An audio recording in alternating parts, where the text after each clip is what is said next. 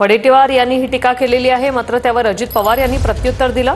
मंगेशकरांबद्दल केलेल्या वक्तव्यावर मी ठाम आहे असं यानंतर विजय वडेट्टीवार यांनी म्हटलेलं आहे। तर मंगेशकर कुटुंब ही लुटारूंची टोळी, ऑटोग्राफसाठी देखील ते पैसे घ्यायचे असं वक्तव्य वडेट्टीवार यांनी केलं आणि त्यानंतर मंगेशकर कुटुंबियांचं योगदान सर्वांना माहिती आहे असं प्रत्युत्तर यावर अजित पवार, उपमुख्यमंत्री अजित पवार यांनी दिलेलं आहे। मात्र त्यानंतर विजय वडेट्टीवार यांनी ही प्रतिक्रिया दिली। मी जे वक्तव्य केलेलं आहे त्याच्यावर मी ठाम आहे असं वडेट्टीवार म्हणाले। लुटारूंची टोळी ते कोणी कधी दान केल्याचं पाहिलंय?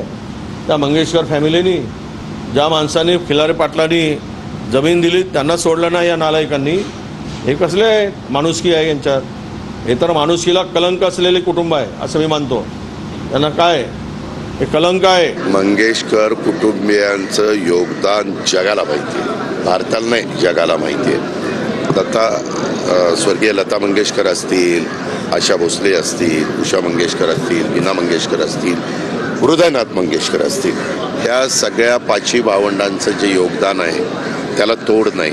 महाराष्ट्रीयन जनतेला त्यांच्या परिवाराबद्दल एक आपलेपण आहे, रिस्पेक्ट आहे आणि त्याच्यामुळं असं बोलू नये असं वाटतं। वडेट्टीवारला बोलायला लागतं म्हणून बोलतात ते, त्यांचा बोलण्यात वेगळा आहे, मनात वेगळा आहे, तोंडात वेगळा आहे। ते बाकी लोकांबद्दल काही विचारू नका मला। मी ज्या विषयाकरता आलो आहे, अमरावती जिल्ह्याच्या शहराच्या विकासाकरता, त्यावर बोललं पाहिजे।